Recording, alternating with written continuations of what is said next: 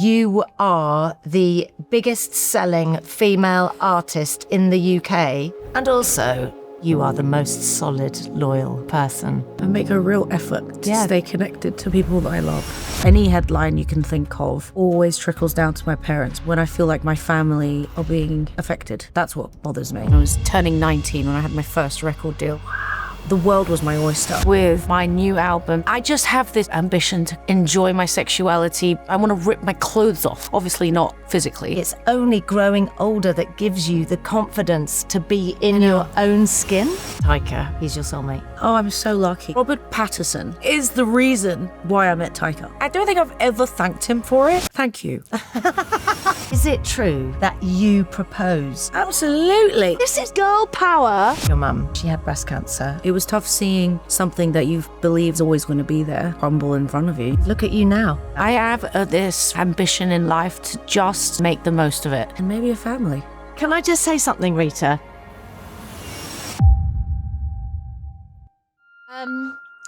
Wow, I mean, that was quite mad because I forgot I was working there for a moment. I forgot we were actually filming a podcast. It felt like I was just sat down with a mate. But what I really wanted to do was to show you real Rita, because Rita's one of the hardest working, most loyal, funniest, most dedicated people I know. And I just loved talking to her, and I hope you get as much out of it as I did.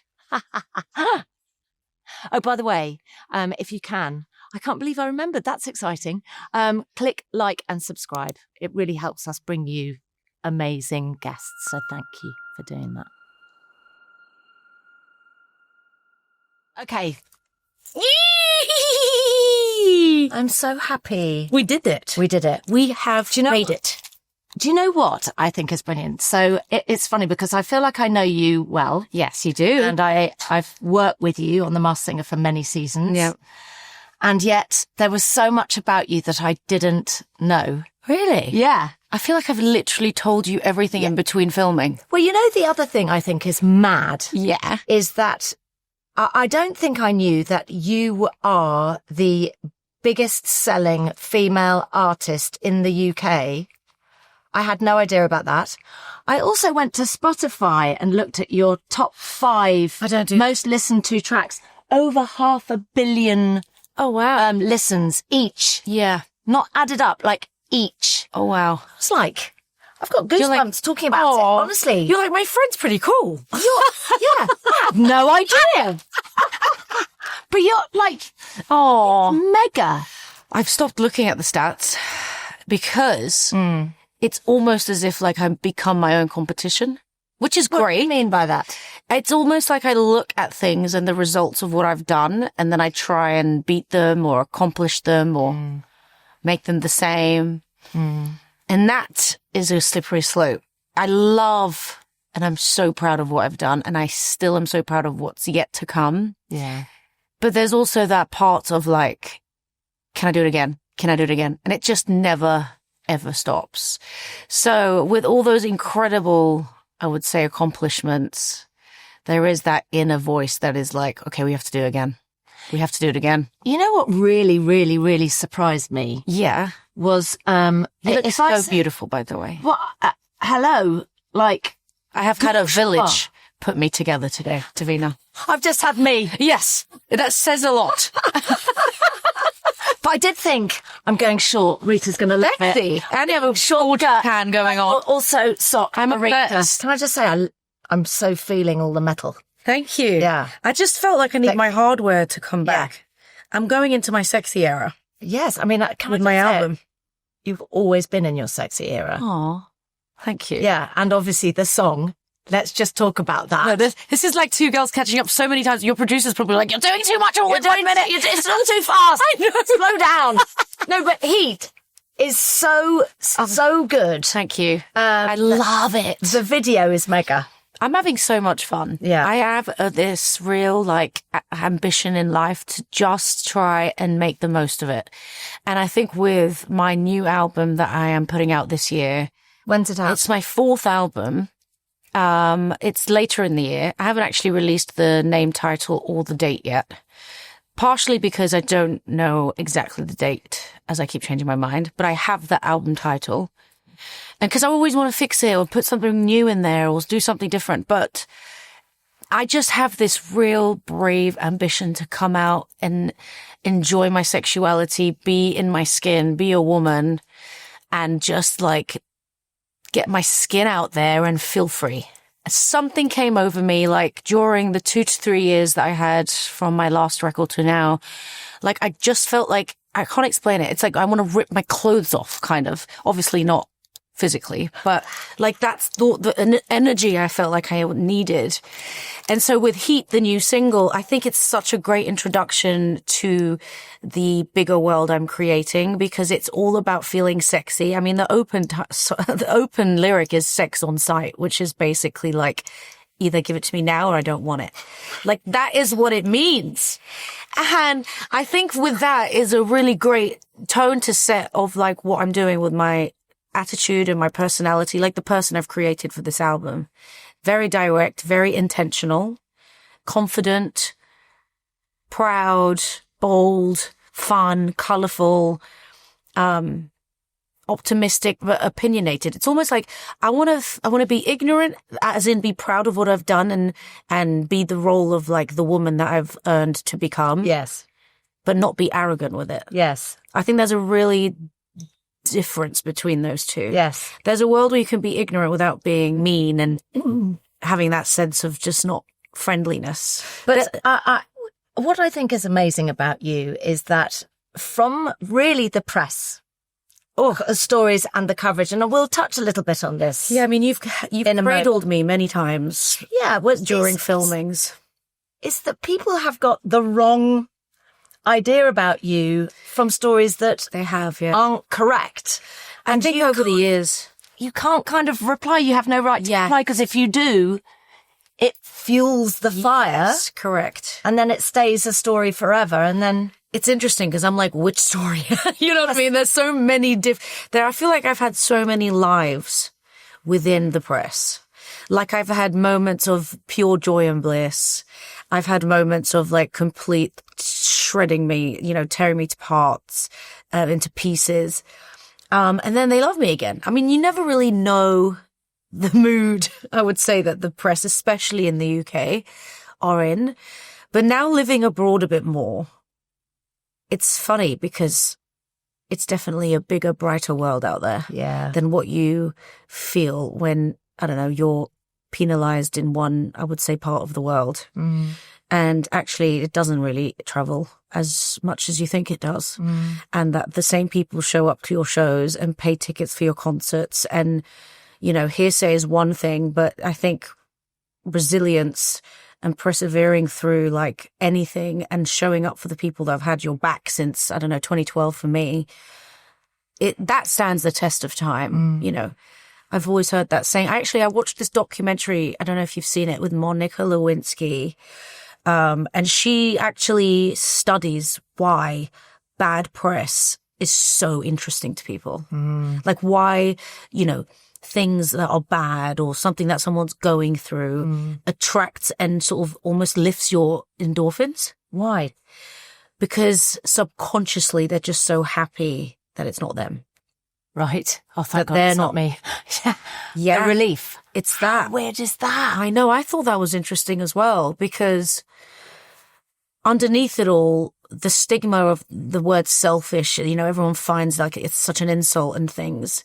But I do feel that we all as human beings have that within us because we care about ourselves, but that's not actually ultimately the bad thing. Mm. So I think we should all love ourselves and care about us. We should, obviously, to a certain degree. But not at other people's expense. Yes. But it's interesting how subconsciously everyone has that thought, even if you're not, even if you're a selfless person. Mm. So, yeah, I thought that was very interesting. I mean, you just talked about people still showing up and still being there for you, but let's talk about your fans for a moment. Oh, yeah. They are so loyal. They are, actually. What do they call the Ritabot? The Ritabot. Yeah. They're now Rita older bots because I feel like I've grown up with them so much. Yeah. But I've made new ones with this film I've done with this kids movie that is unbelievable. The how much it's opened me up to a whole new audience. Oh, isn't that lovely? But the Ritabots, I actually saw a few of them recently. I did a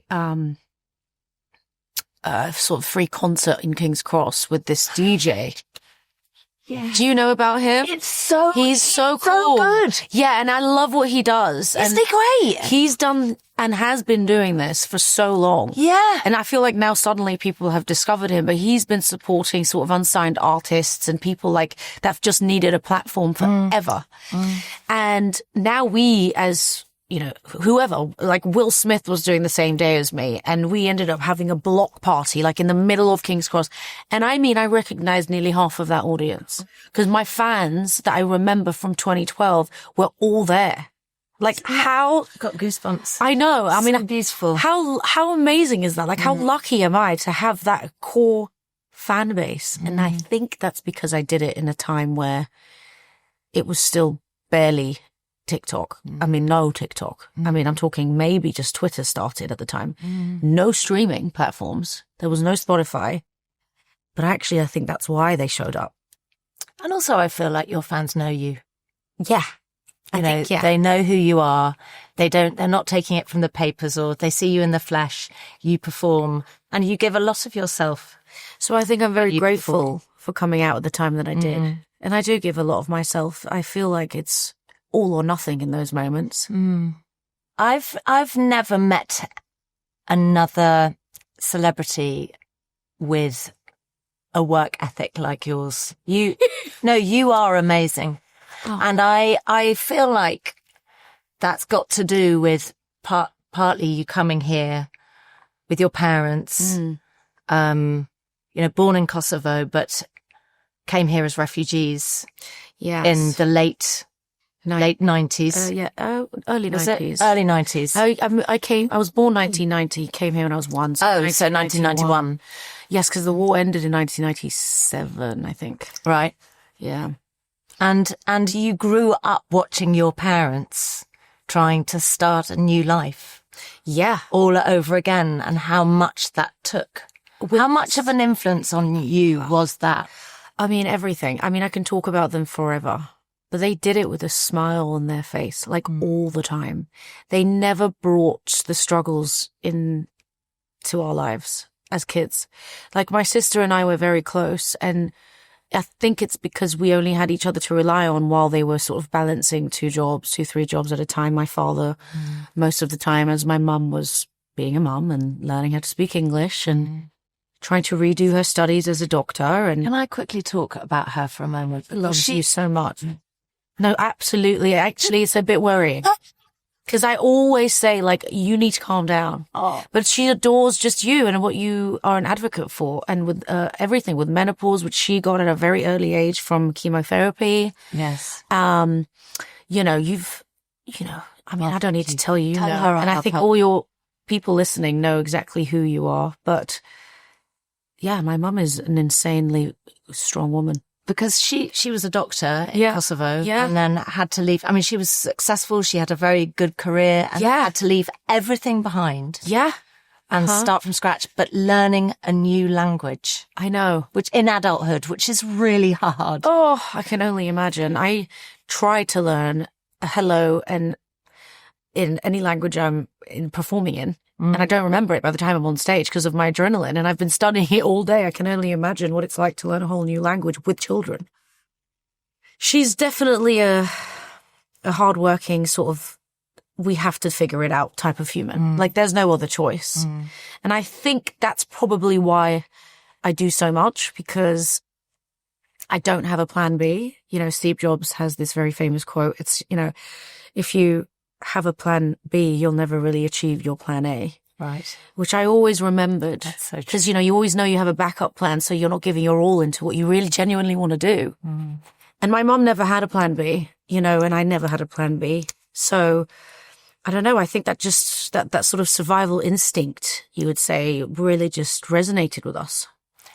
think what's lovely about your parents is that, you loved performing and you went to Sylvia Young, you wanted to kind of do some theatre, or you knew that's what you wanted to do. I went to a school which at the time, they didn't even know how they were going to pay for it. They were like, let's see if she gets in. And I did. And they were like, oh, shit, we're going to need to figure this out. But they did. They made it work. And I think, what's lovely is when parents, I started off wanting to be a singer, and then I wanted to be a TV presenter. Neither of those jobs are the kind of jobs that parents go, no. Great. But my parents did. My dad and my stepmom were like, you do you, go, like, go for it. And I worked in a restaurant and everything to keep going, but I'm just interested, your parents fully supported your desire to perform. With a sense of reality checks here and there, but they never stopped me. When I had ideas or I was sort of paying my own way, I had a weekend job at the time when I was growing up. And what was your weekend job? I was just selling trainers in a trainer shop in Portobello, which is very different now. It's very fancy now. Yeah, fancy pants. I know, look at it now. It never was before. I walked down there the other day and I was like, what the? It's literally insane. It's like Oxford Street. Yeah, anyway, it's mad. So I'd use that money and I would, go and buy CDs or clothes, anything to amplify my artistry, find really cool CD shops and hang out in them and meet other sort of record collectors and, like Rough Trade and things like that. And then I would go to sort of underground raves, and that's where I fell in love with the drag scene and all the sort of that community. And they accepted me, and actually it really got me into fashion, to be honest. They gave me their wigs and they would put me in crazy outfits and I would sweat so much. They'd be like, oh, it's all part of it. It's all part of it. But that community made me feel like I could be an artist. Like I could really do this for real. And so then on the weekdays, I would work in a sneaker shop and be a intern in a recording studio to get free studio recording time because it was so expensive to record any demos. I mean, you had your raving days. You would go and see artists perform on stage and trying to get recognized, and literally like 3 a.m. and things like that. And so finally I got the moment to cut vocals, and I did. And then I would, ship them out to labels, and it finally fell into the right lap. Can I ask you something? How old were you when you started doing all of that? Because I know you'd got some TV roles. You got a TV film role when you were about 14. I did. Super young. But when did you get your first singing break? I was 16 when I had the ambition to really sing when I left high school, secondary school. And I think my first real break was when I was turning 19, when I had my first record deal with Rock Nation in New York. How did that happen? Because that's mega to go from kind of working in a recording studio to actually Jay-Z's record label in New York. Thinking back, I didn't realize how big of a deal it really was, because I literally went from the trainer shop on the Sunday to getting on a flight to arriving in New York and being in front of the biggest superstars in the world. Were you with anyone? Were you with your mum? Or did anybody come with you? No, I had an assistant manager at the time that used to be a lawyer. So my lawyer that I still have sort of helped me, to be honest. They knew? Yeah, and introduced me to the right people, that introduced me to the manager. But the lawyer really kind of took me under his wing at the time. Mm-hmm. And he was like, oh, I'll just send one of my associates in case they try and have you sign something. And that was it. We went, and I was just kind of like, what is happening? And within 48 hours, I was offered a record deal. Wow. Yes. At midnight. I mean, that's the rap moguls. So mad, isn't it? It was literally like what you see in Straight Out of Compton. I don't know if you've seen that film about Ice Cube and all of those guys, but it was literally like that. I went to the studio. It was 1 a.m. I was just sort of like the kid from London thinking, what is happening? Because it's quite hard to have a voice at that point. If somebody like Jay-Z is going, well, I think you should make this kind of music. Yeah, no, it was hard. But were you able to go, actually, no, this is what I want to do? Not really. I didn't know really what the right thing was to say. I knew that I wanted to sing, and I knew that they had the key to every door. And I was just so excited to just work with the biggest musical sort of musicians, producers, writers. I mean, you name it. The world was my oyster, and they really did help establish, I would say, me as an artist, to be honest. Like, they helped me grow fast and discover who I was and introduced me to incredible people. But the journey, I have to say, with its pluses, there was also a lot of struggles. What were they? It was a very oversaturated industry, and they had a lot of options with a lot of amazing artists. And it was sort of fighting to be heard at some points, which you'll understand in the music industry, especially at that time, wasn't unusual. I think Ray's been incredibly vocal about her experiences. It's very similar. There's a lot of experiences like that. Where you really have to fight for yourself. And even with all the love and support I had, I still didn't have a release date. You know, I still didn't have, okay, when can I put my first album out? There was still no sort of commitments. We were just kind of recording. I mean, I must have recorded over 300 songs. I mean, I must have recorded so much music. I can't even tell you the right number, but wow. After a certain amount of time, I had advice to fly back to the UK and try and work with British people and my people that my manager at the time was looking after. And I thought, well, I've got nothing to lose. So I went back home. And how old were you at this point? How long had you been 19. in America? Okay. I was about 19, 20. I was about 20. I was in New York at least 2 years, turning 21, something like that. And the album, had Aura been released? No. Oh, wow. So you spent 2 years recording 300 songs. Probably, yeah. And it still hadn't come out. Yes. That's frustrating. Exactly. So I was very kind of thinking, why, what's going on? And it's almost like they take you, try and record you and then park you so you don't interfere with other things they've got going on. And respectfully, you know, they probably had their own timeline of other things and things that they needed to accomplish. I mean, I can't exactly tell you why, but I can tell you what I did, which was I flew back. And that's when I found DJ Fresh and the Hot Right Now song. Which, can I just tell you? Which changed my life. Banger. Thank you. That really so good. It still gets the crowd going. Give me a little bit. You know you're only in it 'cause it's hot right now. Hot right now. Turn it up. Yes! You'll always be a raver, Davina. I am a raver. You are. It's in my bones. It's in my blood. I love that about you. That really... But that pushed the needle, and I think I got goosebumps again. I love... That must have been so magic. You know, when you record something and you go, oh my God. Yeah, I didn't know that was going to be so big, to be fair. Did you not? No, I just thought it was such a raving, banging. I mean, I'm a club girl, so I thought, oh yeah, this will go down in the clubs, you know? I was like, yeah, okay, cool. Yeah, people are going to dance to this. That's all I thought. I didn't think it was going to be like a charting record. Mega. It was like it was the first drum and bass record to ever go to #1. Which is so crazy for the DJs. I feel like that's a big accomplishment as a DJ.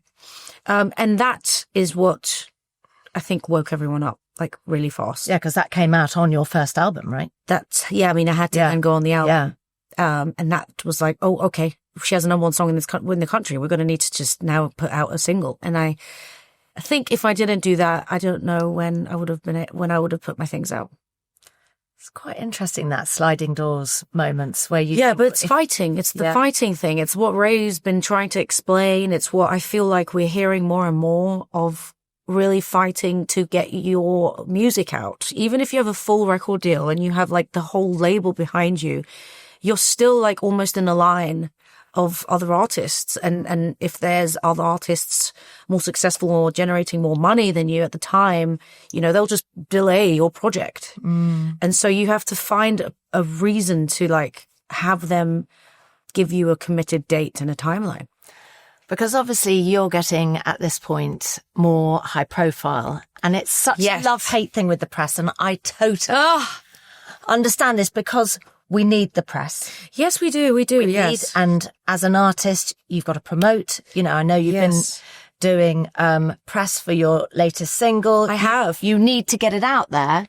But at the same time, I think they love me secretly. Yeah, well, I have this feeling, I have a theory, because I watched the Jade Goody documentary, and listening to the editors at the time saying, you know, there were conversations of like, look, we love Jade, she's really high profile at the moment. We can get away with saying this, she'll be fine. Wow. You know what I mean? So they think, Rita's really doing well, she can take it.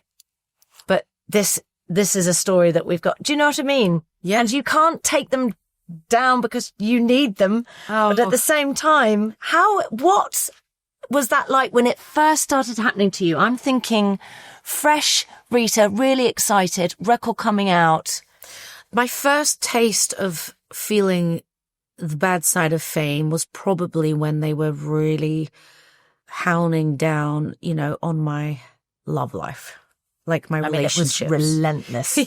Everyone you dated. It was all in brackets, by the way. Just because they're written down doesn't mean that they're all true. Yes. Some of them that they wrote down. Coffee with someone. Some of them that they wrote down, I was like, I wish. You know what I mean? I was like, oh, that would be awesome. Who?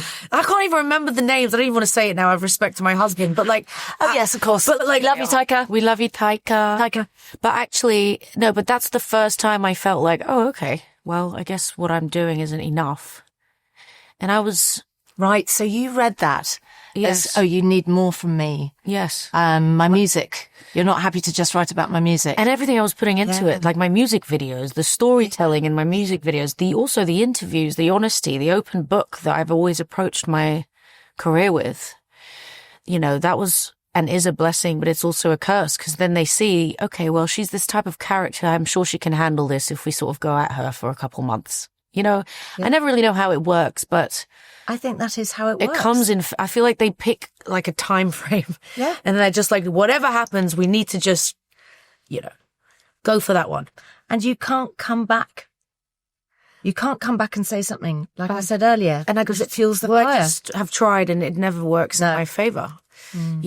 When you comment on something, it opens the door and then everyone has opinions on the comment. And I think that I would say the chicest way to do it is to just rise above and keep going, which has always been my motto. I've never focused on the negative of trying to explain myself. And that's also another thing. If you really, really need or know me, you would know what the real truth is of things. And I've always been the first to admit when I've done something wrong, when something isn't right, or when I've made a mistake, or, I have never lied and I never will lie to my fans or the public. And I think that is something that's priceless. Like, I think that trust and the vulnerability and the humanness of me, I think has really eventually now worked in my favor. I feel like it's taken a long time, though. I feel like it's been over a decade. Yeah, you had a long time of having stuff thrown at you. I know. That was unfair. It just felt like a lot. And the pressure. Were there ever times where you just thought, actually, I don't know if I want to do this anymore? Was there ever time the way it made you think, I just can't take the pressure? Totally. Yeah. All the time. I think I have real deep chats with my team in what is the point of it all, in moments where I feel defeated and less than, or I don't even know. There's so many times where I'm just like, I'm going to give up. I also never want to overshadow my accomplish. I can never say the word because I'm emotional now. I never want to overshadow what I've done because I'm so desperate to try and do something that I haven't done. If that makes sense. Yeah. Because the desperation almost waters down all of your accomplishments. Yes. But it also, you forget what you've already done. And I think it's so tricky in this game to remember what you've done when you're doing something new. Yeah. Because that will make you walk into it, I would say, with a bit more ease and calmness. And this is me saying this out loud because there's not all days I'm like this. The first day that my single came out, I was making 20 phone calls every second. Like, is this out? Is this? Has this been done? Has that been done? And, I was very overwhelmed. I was also like coming on my period, or maybe came on my period that day. And I had a concert that day. Oh, God. In Washington, D.C. for Pride Month, which is usually like the best type of shows to do. But there was a lot of pressure that day of release. And, I have a great team now. And she said to me, just trust the process. Like, you have a good team. Everyone is doing their best and we're doing what we can. And you need to just let people do their jobs, which I thought was interesting because the micromanaging, I feel like, is what gets you. It's exhausting. It's exhausting, but you don't know you're doing it in the moment. Sometimes you feel as if you're doing it because you have to. But, you know, it is exhausting to try and do everything. But it's part of the business. Like, I love my job. Like, I love this job. It keeps me going. Like, it keeps my blood flowing. Like, so, you know, I think you can tell by how many things I do, how much I love working. I think I'm a healthy workaholic. This striving to do something different is quite interesting in you, that you'd never want to stand still and be the same. It's always got to be something different. And it's almost like you're a phoenix, you know, you've come out of... Well, that was the name of my last album. Yes. Well, not the one you've just come gone. out of my second one. You've come out of your, I don't know, 20s. Yes. And 20s. You have blossomed into this woman. I loved what you said about the new you being proud to be a sexy woman. Like, own your appeal. Well, also the fact that I've earned. Yes. I think that's an important word. Like, it's so sad to say that us as women have to earn the rights to do certain things. I've always found that bizarre. And how have you earned it? Like, what made you realize, oh, okay, I'm here? The confidence I gained from working and seeing the results. I think that's what gave me the confidence. Hard work equals results. And confidence, I feel confidence. Like. You know, I never want to act like my job is wholeheartedly who I am as a person, but does it give me a sense of confidence? Absolutely. Because it makes me feel strong and that I've got something that I've done myself. And it could be as simple as, I don't know, if anyone listening, giving birth or writing a book or getting out of bed in the morning. Like, that is an accomplishment. You know, don't compare your accomplishments to my accomplishments. You know, I think that's one thing that could be really poisonous for people.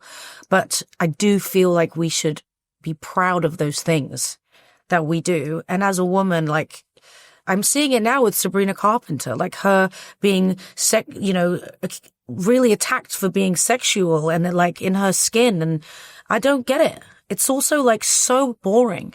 It's such boring news. Like, Madonna did it. Like, guys, at this point, if you still have a problem with it, it's really boring. I find it like a sense of, you have to use what you believe in to express yourself. We're artists. Like, but also, like, isn't it okay to feel nice in your own body? Like, it's not even about you being an artist. Or it's being just naked. About, I feel great, like, in my body. Like, I'm sorry. Like, I'm not going to apologize for that. But what I think is interesting in life is that we as women are expected to sort of stay youthful, but actually it's only growing older that gives you the confidence to be in your own skin. It's like a double and trudger. What's the word? Yeah. Double. It's such trudger. I can never say double-edged sword. No. Yes. No. There's a more complicated word. Do you know? There we go. Double entendre. Rita, I love you with the words. You know, it's a real thing. You saw it on the show. It's a real thing. I've just got to say, I didn't mean to separate my legs like this, but darling. this is a skort, everyone. I just want to let you know. But you know, I have the words and it's in my head. But wait, do you Double remember? entendre. Do you remember the pigeon on The Masked Singer? Oh, Pigeon, and you went, pigeon me this. And then Jonathan was like, what? And Joel went, no, that's not a thing. And you went, yes, riddle me this, pigeon me this. And he was like, no, that isn't. It was just the funniest thing I have ever seen in my life. I called Joel. I said, Joel, can you tell me something funny that Rita said? And he went, pigeon me this. Oh, Joel. He was like, she was great. They're just so brilliant. You are brilliant. I mean, Derek's always called me. I call him all the time. Really? He asks if you ever want to, come back. Nice. And, I love doing TV. Yeah, well, I do, TV but it's definitely, it's just time. Where would you like your time well spent? And I just really wanted to focus on being creative again, with my album and the films I've just wrapped on this year. And I just wanted to spend time on that. But that doesn't mean to say, I'll never. Tell me about your films.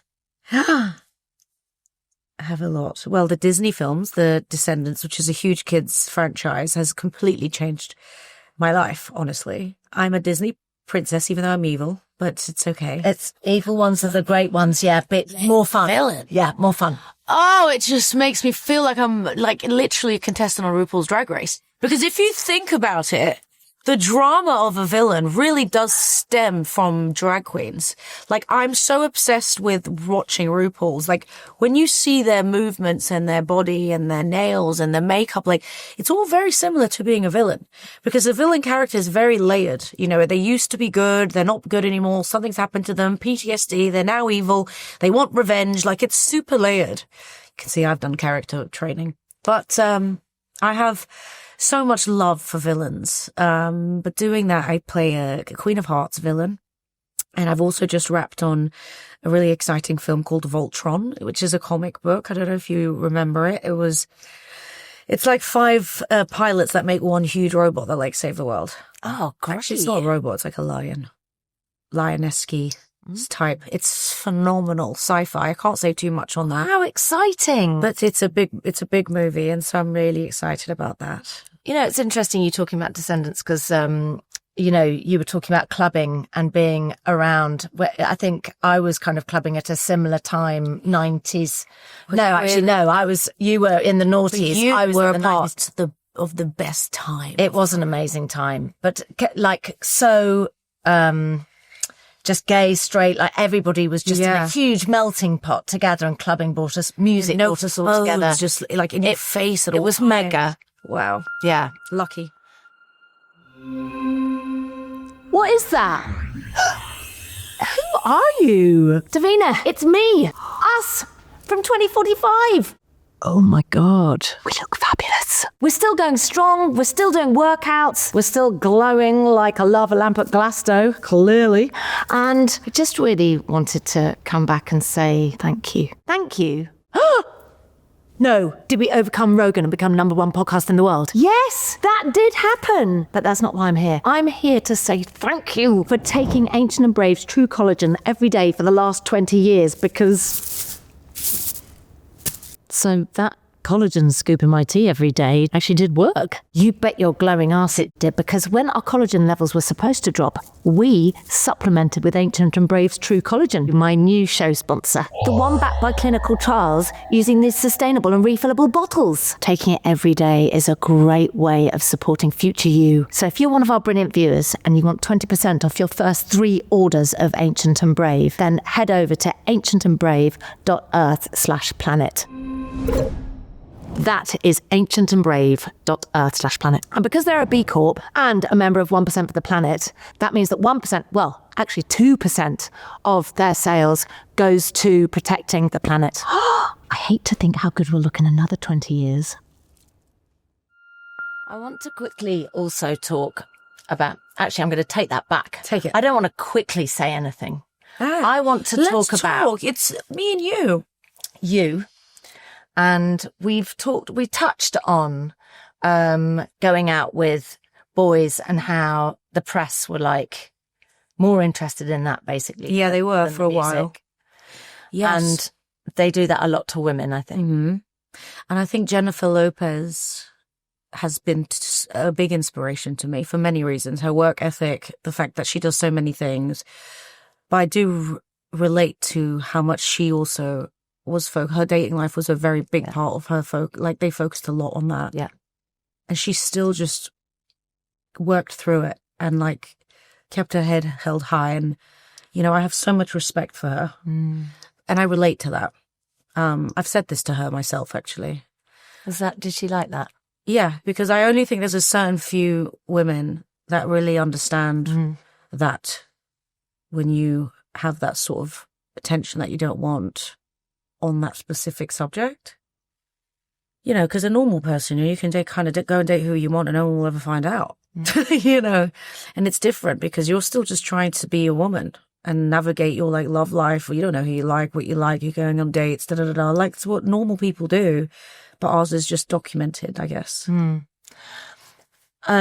Talking about that and it being documented, I do want to touch on this, but you have already said that it wasn't you. But Becky with the brown hair Was Good hair. Good hair, I mean. Becky with We've got to get it right. Becky with the good hair. Becky with the good hair. Yeah. It was such a mad moment in your life. Oh, I didn't even remember that. Oh my God. You know why? Because I have, in my mind, I've had worse things. Things have affected me worse than that. What affected you? Well, first of all, I'm going to finish that. Because it wasn't real. It wasn't you. Of course not. But- Absolutely not. I wish I had good hair. Can we start there? You've got great That's why hair. I've got this hair care line out to help grow my hair out, because my hair has been damaged since 2013 from all the styling and bleaching. So, but no, yeah, none of that was real. It was the first time I experienced like what it means to have, to be in like a messy situation, I guess. I mean, it was like pitting. It was pitting. Firstly, you don't want But I was anybody young. to think that Beyoncé is dissing you behind in a song. Right, but behind closed doors is literally my like fairy godmother. She was the protector she was my protector. That's what's insane, because there was nothing but love. Again, being signed to Jay-Z, her husband, she being my biggest inspiration. She came to my first show in New York at the Box. Wow. Beyoncé. Wow. And I sang Say My Name in front of Beyoncé. This was when I was 21. I mean, yeah. Rita. Yeah.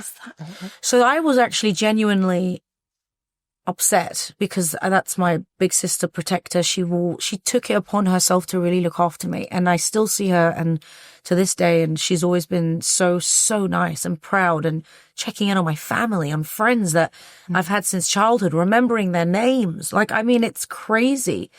And I was filming 50 Shades of Grey at the time. I remember I was in Vancouver, and I had, a lot of lonely times, because, when you're on a film set, you're in the middle of nowhere and you go home to a hotel, blah, blah, blah. And I just was so confused, and I was young, and I was like, what is happening? Why? And all of that was happening in the press while you were filming. And I was like, why is this happening to me? What have I done? And I felt, I guess I get it now, the association and all of that. But when I saw each other at the Met Gala, we took a selfie, and it was gone. Because actually, there was never anything there in the first place. And that was a great album, by the way. It's one of my favorite Beyoncé albums. But it's tough, that. Yeah, that was navigating that. Yeah. And that was, I felt really like, oh, okay, I guess this is what it feels like. You said that wasn't even the worst. Like, what was? Well, no, not personally, no, because that wasn't real. That was more like what the hell's going on? What was and is real is when I feel like my family are being affected. That's what's real. That's what bothers me. So any headline you can think of, it always trickles down to my parents, because they are my parents. And I think that when you read something in the headline, you see a famous person, I don't think people realize, like, oh gosh, she's got a mum. That mum's got a mum. It's like a trickle effect, and psychologically that does a lot to a person, and especially when you have to sort of, I don't know, parent your parents almost. Yeah. A little bit. Look out for your parents. Yeah, to just remind them that it's not real life, and, they have friends that ask them questions. I think that's what's kept me going, like really having these two lives separate. Like, I genuinely don't see Rita Ora when I go home. Like, at all. It's two completely different people. A lot of my personal friends. You know what I'm like behind the camera. Like, it really is lazy Rita. Like, I just don't wear makeup. I love to exercise. I love to just like hang out with people I've grown up with my whole life. I did speak to a couple of people this morning. Did you? I spoke to Bulza. Oh. I spoke to Linda. And I said, is there anything that you want to say about Rita? And Linda said that the amazing thing about you is that no matter where you are in the world or what you're doing, I'm about to cry. If your friends need you, you're there. Like, you are the most solid, loyal person. And I think what's beautiful is that people don't always see that in you, and that's who you are. Your friends, like... I really love hearing that. I make a real effort to stay connected to my friends and the people that I love. Because I don't want them to feel like they don't have me just because I'm physically not there. And I also they feel it. But they do the same to me. You know, I can't just say it's just me. Like, they call me as well. Hey, where are you? You know, it takes two, but like, I genuinely like make a conscious effort to check in with people because that's what I want from my friends. I think it's quite a lonely place being as famous or as successful as you because people might not call you because they think she's too busy. Do you know what I mean? Yeah. Or they might go, oh my God, she messaged me back. Yeah, I can't believe you did that. Like you said. No, I mean, I'm desperate for connection with the real ones. Like the people that know me, like really know me. And we make holiday plans, you know, we're like, okay, we're doing this. We have to do this. We're all going to go and stay away together for a week. No interruption, catch up on everything. You know, it's a full plan, but it's something I really look forward to every year. You know, Ibiza being one of them, you know, I go there every year and I see all the same faces and that is like my happy place to reconnect with people. And I will not negotiate on those dates. I mean, your friends are super. I'd like to consider myself one of those. You are? We are all super protective. I know. And obviously, you know, when I didn't really know you or know any boyfriends that you went out with, but it must have been quite special when you met Taika for you, for everyone, because he's your soulmate. Yeah.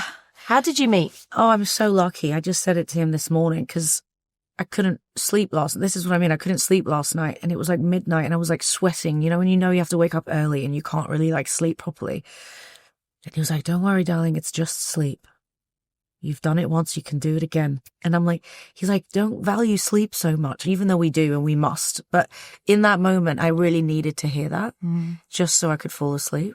Because I care so much about sleeping enough that sometimes you don't fall. You worry, right? Then you worry. Then you're like stressed. Then fight or flight. Then you can't sleep. Yeah, which is another obsession of mine, like the whole sleeping thing. But anyway, that's a different podcast. Yeah, but he is. But he says the right things at the right time. He hears you. He knows you.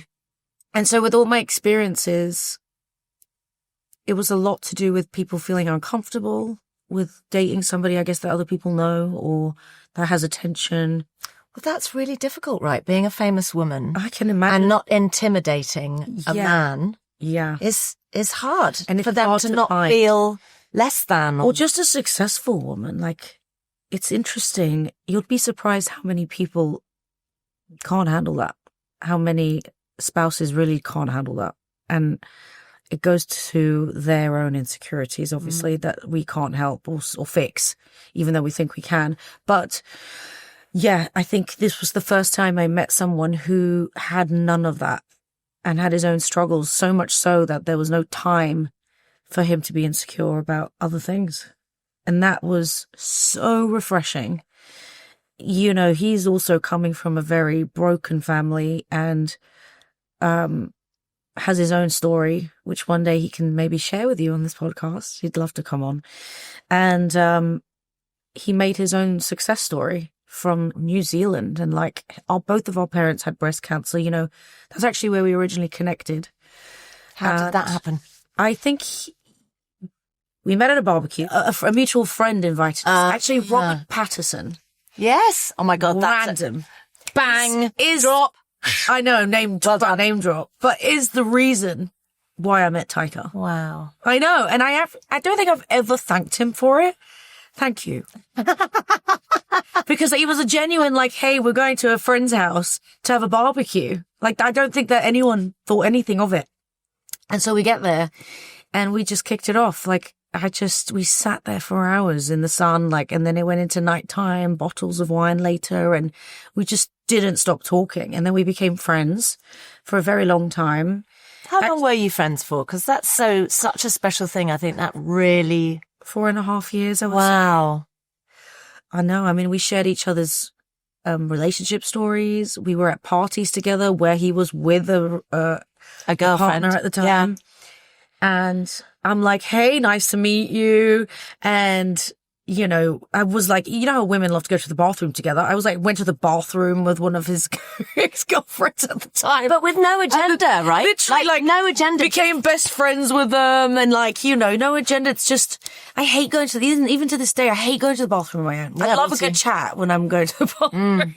No, me too. I'm the same. And so, anyway, long story short, there was no plan, no agenda. There was no idea, no thought of anything. He likes to say that he always fancied me, but I never saw it, never even thought it. He was like, what do you mean? What about all those nights where I wanted to go home, but then I like stayed up with you and I was the last one at the party with you? Was that not a sign? I was like, no, I just thought you wanted to stay out like me. He was like, no, I would rather have gone home. Now it makes sense. But then it all clicked, you know, I think. What was the moment? Because I love this idea. Yes. And you look at someone and it's like you've literally put on a new pair of glasses. That's it. And you go, oh, wow, you're hot. So much happened in that time. I think it was timing. Like I just turned 30. I was really into changing my lifestyle. I wanted to really start working out. I was getting like super out of breath at my shows and I needed to just fix my life up, you know, get on a good diet plan. And I remember that, Rita. Do you? Yeah, because I remember you doing the Masked Singer and you turned up and I was like, who's that? Look at the muscles. Like you really got like so fit. You inspire me a lot like that. You do. You have such a great discipline in that world because it brings you joy. And I needed that feeling. And in here.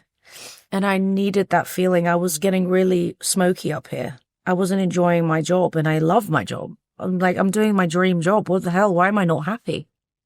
And that's when I discovered exercise. You helped me a lot with that. My mental well-being, sleeping well, prioritizing my sleep.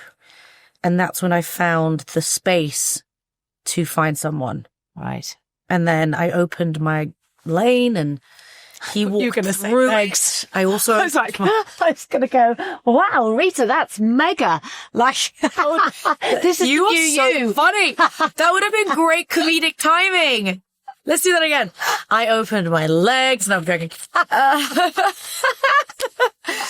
And then I opened my mind to introducing myself to someone that has incredible gifts to give me. And that's when I saw it. I saw it. What's lovely is because you'd known each other for 4.5 years and you knew each other really well. Yeah, no, so it was like, you know, when you kissed him, it wasn't like you were kissing him and getting to know someone. It was like kissing your best friend. Yeah. Like, what was that kiss like? It must have been electric. It was, but it was also like, oh yeah. What oh my God. Done? We're fucked. Yeah. There was that because it was like, oh no, if this doesn't work, we've ruined our friendship. That's what I felt like in my head. Yes. Because I valued him so much as a friend and I loved him so much as a friend that when it just naturally happened, it was at a birthday party dress up. I was literally dressed up as like a blueberry or something. I don't even remember. I was blue. I know that. I remember that. And he was dressed up as something. Romantic. Oh, that's what he was dressed up as, like Run DMC. He had like an Adidas tracksuit on or something. Oh God, I bet he looked really cool. He did. Yeah, he always looked so cool. Carry that off. And so, yeah, we just kissed, and then I was like, "Hold on, please don't tell me this is going to ruin our friendship. I'm begging you, is this going to ruin our friendship?" And I had red lips. By the way, red lipstick all over my face, trying to be serious. He was like, "Do you know what you look like right now?" And I was like, "So we're fine?" He was like, "Shut up." And then it carried on. And then it was just, that was it. It was amazing after that. I've watched you two on television together in a documentary. Yeah. And that knowing you, the thing that I loved was I felt like it wasn't just about the friendship, but that because of where he's come from and where you've come from, there is an unspoken understanding that is so deep. Like you get each other on a profound level. Like, yeah. An understanding. It is exactly that. It's an unspoken language that we have. We don't even need to say it. So good. And that is when I knew that, you know, that thing of like, when you know, you know. Yeah. I never believed it. Yeah. But I Isn't do that now. funny? But I really do. And I think it is because of that friendship that we created. You just want your friend. When you do things like go to bed or go to a nice restaurant, like you want to go with your best friend, you know, and all the looks and everything, like that's all going to go. And so it's also like what's left. And I see that in my parents. They've been married for over 30 years and it's all about their experiences together now. And I loved that. And I love them so much when I see them. But what have you learnt from your parents? That love is real. You just have to work through it and be patient. You know, I'm not saying that they've had an easy road. They've probably had their own ups and downs. They've been very good at keeping that away from us kids, but like they made it through and now they have each other. Now we're all older. You know, they literally hang out together and go on holidays and, you know, they have each other. And so I think that's what I hope people can start to think about is like their future selves and what they feel like they want to achieve when they're like old and grey. Yeah. Again, that's not how I was thinking when I was 20. But Isn't it funny? you only get there when you get older, don't you? So it is funny, but it's the way of life, isn't it? I'm definitely the happiest Yeah, I see that. I've ever been. And it's funny because I was terrified of getting older I know. in my 20s. I still am. Yeah, well, I'm just here to tell you, Yeah, tell me. you're going to be fine. Oh, You're going to be more than fine. You're going to be so happy, Rita. And you are happy now. But I think it's like content. I've definitely had a lot of tests so far in my soul as a person with what I do and how much I've given out publicly that I'm almost a bit like, there's more. You know, it's like, what else do I need to survive almost? Like, I almost feel like I've done a lot. What's been the hardest Already. point in your life, do you think, to navigate? Just the misconsumption I feel like people have had on me over the years, or believing things that they've read, or I don't know. I guess I can't say that I don't care what people think of me because that's my job. I'm a public person. Of course I care, but would I let it dictate who I am as a human? Absolutely not, because it's not who I am. But I do feel like I'll always have that element of care because it's what my job is. But I also feel like all of these problems that you've had thrown at you throughout your life, even from, you know, when you moved here, I know you were only, like one, Yeah. but you will have been aware of what was happening. You know, it's in Yeah. you, even though you can't remember it. You were living it. But everything you've been through, add all of those things up together, just makes you stronger. Yeah. I love you because you've always made me see the optimistic side of things. You're so good at that. Oh, And you've always helped me to understand that everything has a purpose. And it's almost like I sometimes fail to see the light at the end of the tunnel when I'm in it. And I think you have really helped me like see that, you know, this too shall pass. Everything has a purpose and a reason and you will be okay. And now I'm like, people ask look me, at you now. yeah, especially when I didn't think I was going to make it, you know. But I'm so lucky. I'm really blessed to have Can I say something? the fans I have. You're not lucky. Yeah, you think so? fucking worked really. Oh, I know, yeah. It's not luck. No, but it's hard work. Fortunate, maybe, but Fortunate, like the better I word. think you make your own luck. Yeah, you're Like, right. you don't get- Fortunate's a better word. But I have worked for every single thing I've got. Have. And I think I've worked for these new opportunities I've got coming. And I love the fact that I can say that I damn well deserve it. Yeah. Well, and what a great place to get to, right? Yes. That you really mean that. I do mean You that. deserve it. Yeah. And it's only the beginning. I'd like to quickly talk about something that I am, you are, Yes. and that is a stepmom. I know, isn't it cool? And wait, I'm going to stay there. Stay there. Show me. Stay there. Sorry if you all just saw my ass. It's juicy. It's delicious. Sorry. Coming back. Oh, I know. Look. This is my stepmom. She became my stepmom when I was 6. I don't know how old your stepdaughters were. When they met me 6, yeah. Yeah. Okay. So she's called Gabby. Oh. And I spent my whole life trying to make my mum mother me. Oh. But Gabby was there the whole time, being the perfect mother right under my nose. No. And maybe 2 years ago, year and a half ago, I put on a new pair of glasses with Gabby.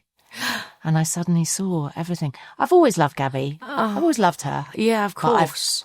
I've really fallen in love with her. Yeah. In the last year and a half. And she, Oh. yeah. So I just, let's put her there while we're having this convo. There you go, Gabby. Long will I get that? The new glasses. No, I'm joking. What is interesting is that I've always loved Gabby and really appreciated the fact that I was a difficult teenager. Okay, yeah. Really difficult. And she stood by me through thick and thin. Oh. It's tricky. But I didn't have a brilliant mum. My stepchildren have got a great mum and a great dad. So they don't really need me to be a mother. And I know that you feel that as well. So can you just talk me through what it's like being a stepmom for you? It is so fun.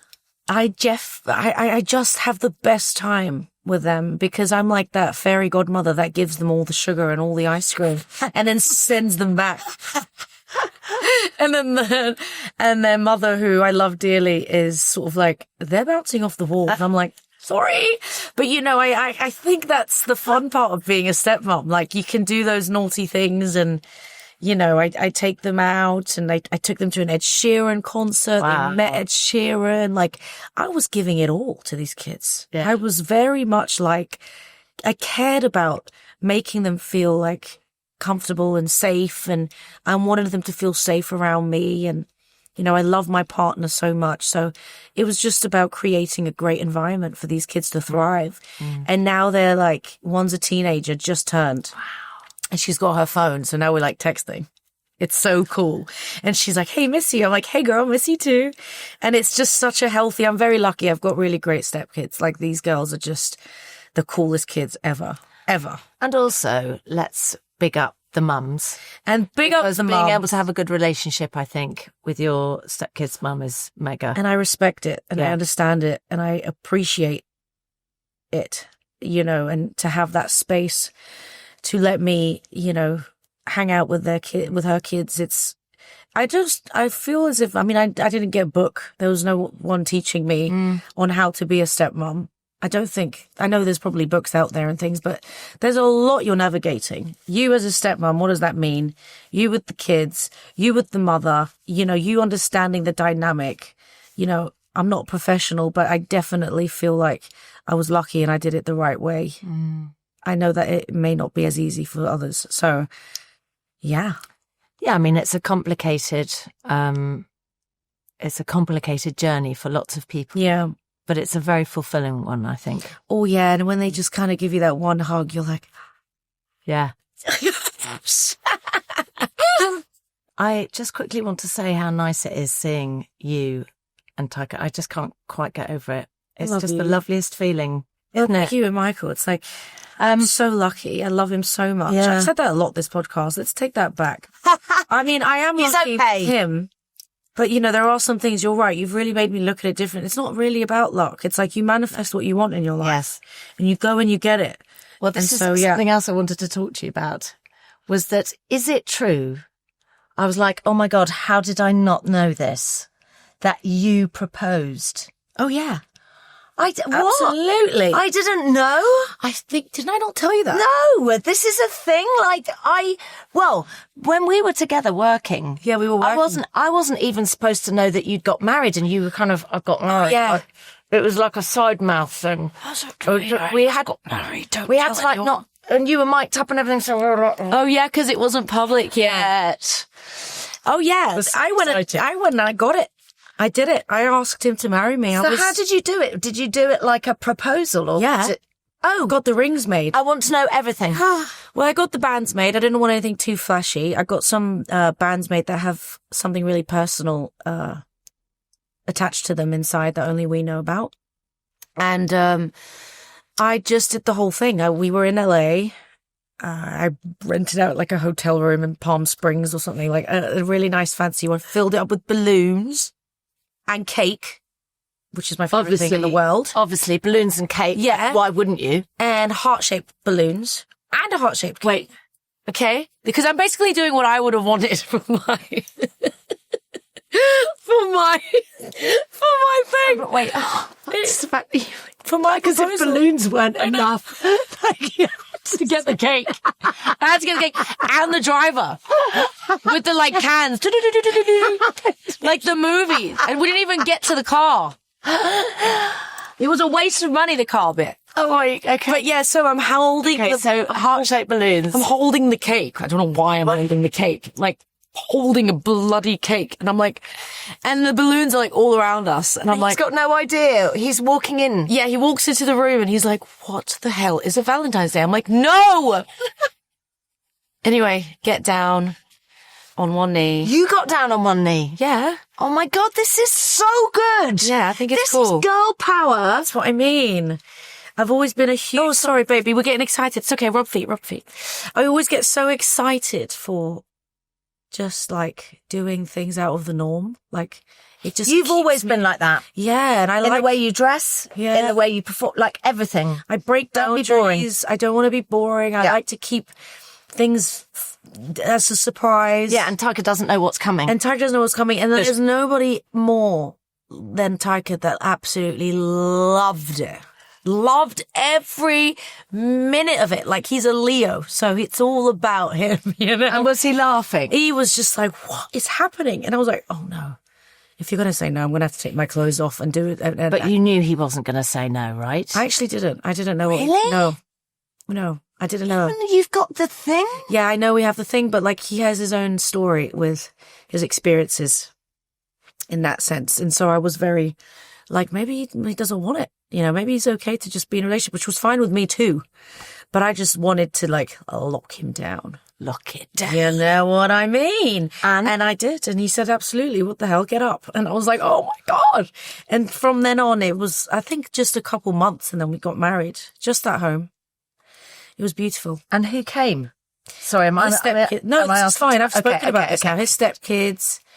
And that's it. My parents were on Zoom. Oh. I know, poor parents, but we've always promised them a huge party, which we still will do. Yes. Maybe that will be this year in Ibiza. Yes, yes. Oh, I've got to send you the invite. Yes. It's a big one. Great. Yeah. I'll take it off camera. It's really fun. Count me in.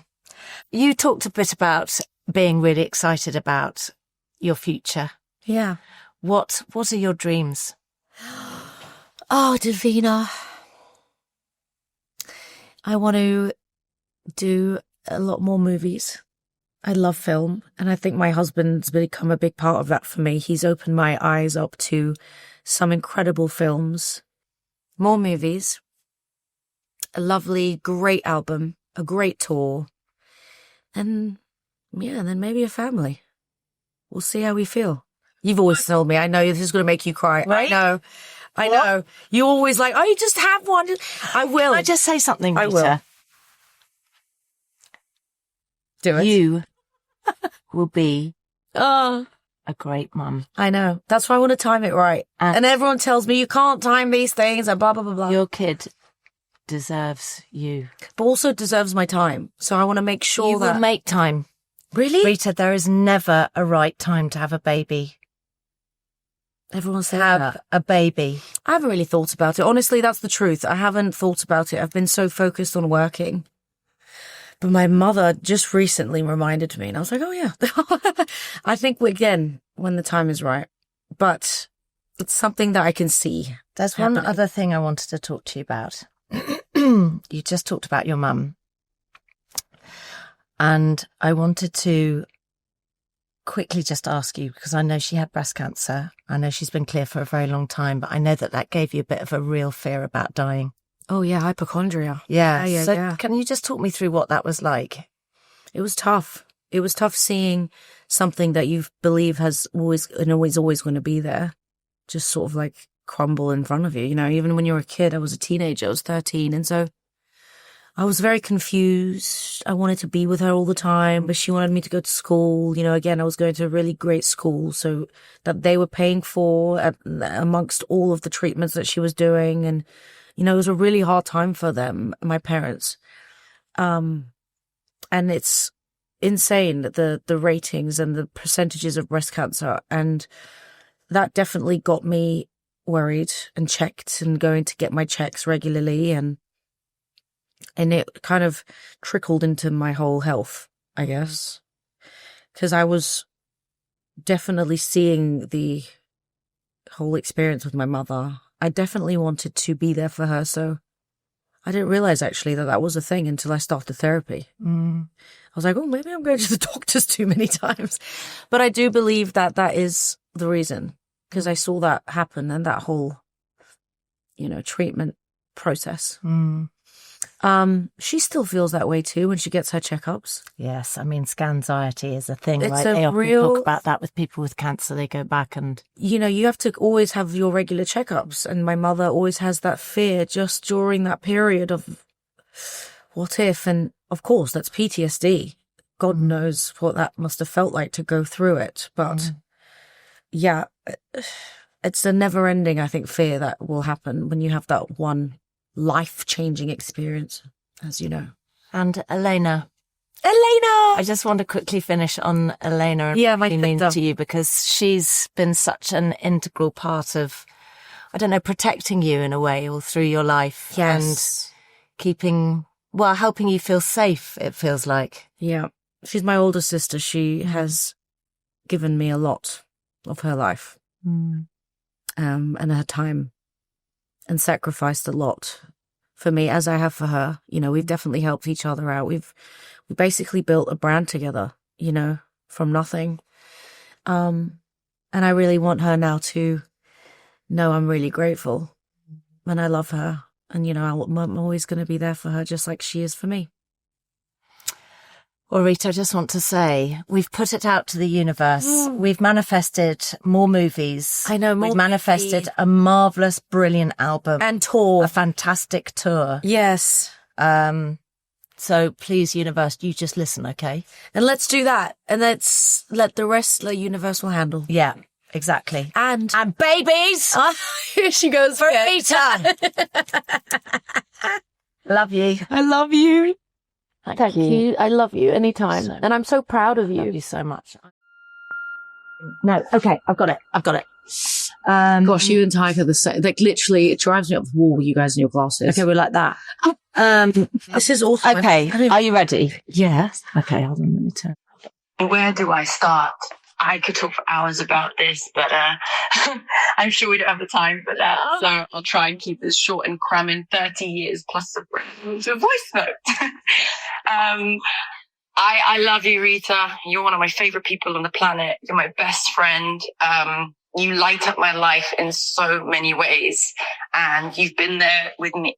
You've been there for me through thick and thin, the good times, the bad. I mean, we've had some incredible good times, so much fun and just laughing all the time. You make me crack up. But at the same time, you know, you're always there when I need you the most. And you've been there through some of the most difficult times of my life, which you know very well. And, you know, you're my rock, you know, you're my best friend rock. And, no matter how life changes and where we go and, you know, being booked and busy, somehow, you know, you're always there. You're always there for me. Somehow we're always on the phone. You know, we're always checking in. And no matter what, if we don't speak for a while, it's always the same. And since we were 2 years old till now, you've remained unchanged. You're the same Rita. You're humble. And I'm just so proud of your success and the talented, unbelievable, amazing woman that you have become. And I love you so, so much. from the bottom of my heart. Oh, Davina. Love you. I literally saw her yesterday or something. Oh, and she didn't even tell me she lied to me, actually. I'm going to be so mad. I got it this morning. Did you? I got it this morning. Oh, Yeah. I love you. Thank you for that. Listen, Can you send me that? Can I just, yes, you deserve it. Oh, I love you. I love Had you the too. best time. Thank you. And thank you for making it so easy.